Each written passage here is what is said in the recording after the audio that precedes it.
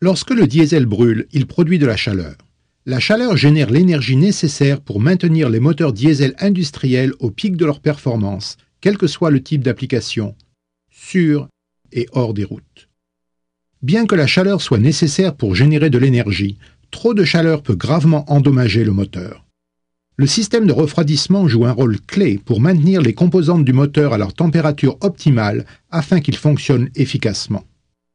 Autrefois, le système de refroidissement utilisait de l'eau claire pour le transfert de la chaleur.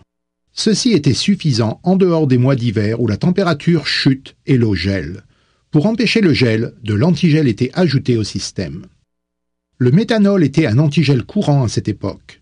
Bien qu'efficace pour empêcher l'eau de geler, le faible point d'ébullition du mélange se traduisait par une capacité de refroidissement nettement inférieure à celle de l'eau seule. De plus, le méthanol a tendance à se vaporiser beaucoup plus rapidement que l'eau du mélange. En 1925, l'éthylène glycol a été introduit sur le marché. Choisi pour son point d'ébullition élevé ainsi que pour son point de congélation moindre, l'éthylène glycol offrait des avantages bienvenus tant en été qu'en hiver. En 1937, l'éthylène glycol était produit à grande échelle. Au cours des ans, l'éthylène glycol est resté l'un des principaux ingrédients des antigels. Cependant, au cours des dernières années, le propylène glycol est devenu plus courant. Le propylène glycol a des propriétés thermiques similaires à celles de l'éthylène glycol, mais est considérablement moins toxique. Vers le milieu des années 90, la technologie à base d'acide organique a vu le jour. Ce type d'antigel est formulé à partir d'acides organiques qui protègent le système de refroidissement de la rouille et de la corrosion, ce qui permet des intervalles de service prolongés.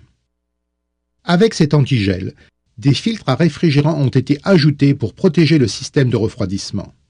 Le premier filtre à réfrigérant était du type chaussette. Ce filtre fut une innovation importante en permettant d'éliminer les impuretés du fluide de refroidissement. Baldwin Filters a introduit son premier filtre à réfrigérant de type chaussette avec un agent chimique universel vers la fin des années 60. Dans les années 70, le premier filtre à réfrigérant vissable a été mis au point, facilitant ainsi l'entretien. Baldwin a introduit son premier filtre à réfrigérant vissable avec des agents chimiques en 1987.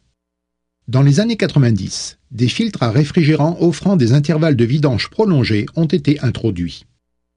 Le filtre à réfrigérant à libération contrôlée Baldwin a vu le jour en 1999.